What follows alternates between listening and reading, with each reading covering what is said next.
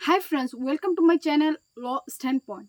মই এডভোকেট ৰেশমী সিদ্দিক আৰু আপোনালোকে চাই আছে ল ষ্টেণ্ডপইণ্ট ইউটিউব চেনেল বা ফেচবুক পেজ। আপোনালোকে নিশ্চয় গম পায় যিবিলাক ভিডিঅ' ল ষ্টেণ্ডপইণ্ট ইউটিউব চেনেল বা ফেচবুক চেনেলত মই আপলোড কৰোঁ সেইবিলাক ভিডিঅ'ৰ জৰিয়তে আপোনালোকৰ কাৰণে কিবা নহয় কিবা এটা শিকিবলগীয়া থাকেই। আজিৰ ভিডিঅ'টোত তেনেকুৱা কিবা নহয় কিবা এটা শিকিবলগীয়া আপোনাৰ কাৰণে থাকিবই। আপুনি শেষলৈকে চালেহে গম পাব আপোনাৰ কাৰণে কি তেনেকুৱা ইম্পৰ্টেণ্ট বিষয়বস্তু যে আপুনি জানিবলৈ এতিয়াও বাকী আছে।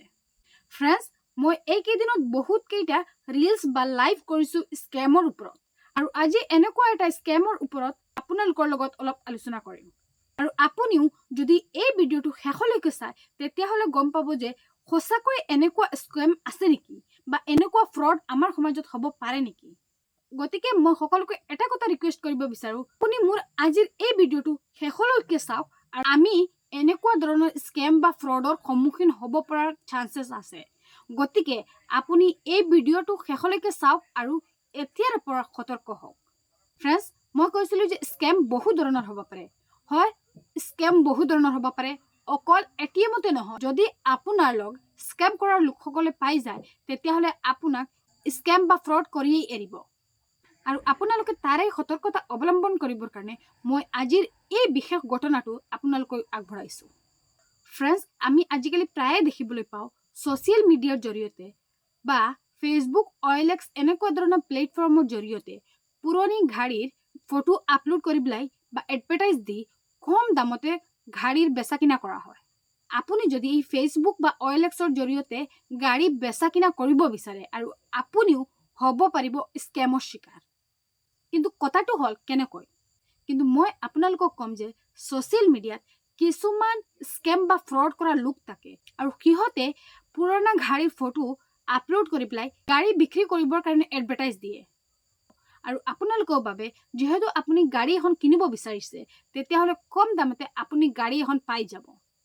ঠিক একেদৰে এনেকুৱা এটা ঘটনা হৈছে মুম্বাইত, য'ত এজন ব্যক্তিয়ে ছ'চিয়েল মিডিয়া, ফেচবুক বা OLXত এখন পুৰণা গাড়ী কিনিব বিচাৰোঁতে ছ'চিয়েল মিডিয়াতে এখন পুৰণা গাড়ী কম দামতে পাই গ'লে। যিজন ব্যক্তিয়ে গাড়ীখন কিনিব বিচাৰিছিলে সেই ব্যক্তিজনৰ গাড়ীখন পচন্দ হ'ল 1,90,000 টকাত গাড়ীখন তেওঁ কিনিবলৈ উৎসাহ কৰিলে।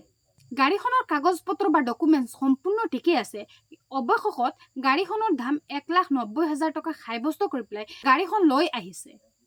আধা বাট আহি পাওঁতেই তেওঁ গম পালে যে গাড়ীখনৰ ওপৰত 2,000 টকা এটা ফাইন আছে।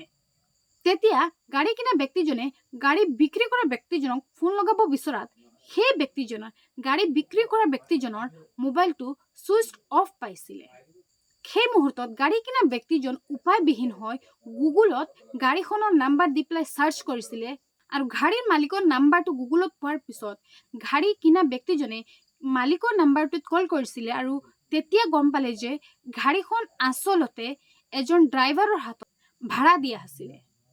তেতিয়া তেখেতৰ লগত কৰা এই স্কেমৰ ৰহস্যটো ওলাই পৰিলে, আৰু তেওঁ গম পালে যে গাড়ী যিজন ব্যক্তিৰ ওচৰত ভাড়াত আছিলে সেইজন ব্যক্তিয়ে তেখেতৰ লগত এটা ডাঙৰ স্কেম বা ফ্ৰড কৰিলে বুলি। আৰু এই ৰহস্যটো ফাদিল হোৱাৰ পিছত পুলিচ আহি পেলাই তেখেতৰ হাতৰ পৰা গাড়ীখন উদ্ধাৰ কৰি লৈ গ'ল, আৰু তেখেতৰ লগত এটা ডাঙৰ স্কেম হ'ল বুলি প্ৰমাণো কৰি গ'ল। আজি মই এই ঘটনাটো কোৱাৰ একমাত্ৰ উদ্দেশ্য বা ৰহস্যটো হৈছে আমাৰ সকলোৰে এখন গাড়ী কিনাৰ সপোন থাকে, আৰু আমি যাতে এনেকুৱা ধৰণৰ স্কেম বা ফ্ৰডৰ শিকাৰ নহওঁ। আৰু তাৰে উদ্দেশ্য লৈ পেলাই আজিৰ ভিডিঅ'টো বনাইছোঁ, যাতে এতিয়াৰ পৰা আপোনালোক সতৰ্কতা অৱলম্বন কৰক, যাতে আপোনালোকো এনেকুৱা ধৰণৰ ফ্ৰড বা স্কেমৰ শিকাৰ হোৱাৰ আগত 100 বাৰ চিন্তা কৰক। গতিকে মই ভাবোঁ যদি আপুনি মোৰ এই ভিডিঅ'টো শেষলৈকে চাইছে, আৰু নিশ্চয় এই ভিডিঅ'টোৰ পৰা আপুনি কিবা নহয় কিবা সতৰ্কতা অৱলম্বন কৰিব পাৰিছে।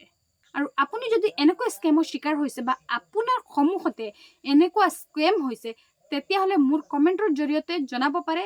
আজিলৈ ইমানখিনিয়ে, আকৌ আহিম এনেকুৱা ধৰণৰ গুৰুত্বপূৰ্ণ ভিডিঅ' লৈ পেলাই।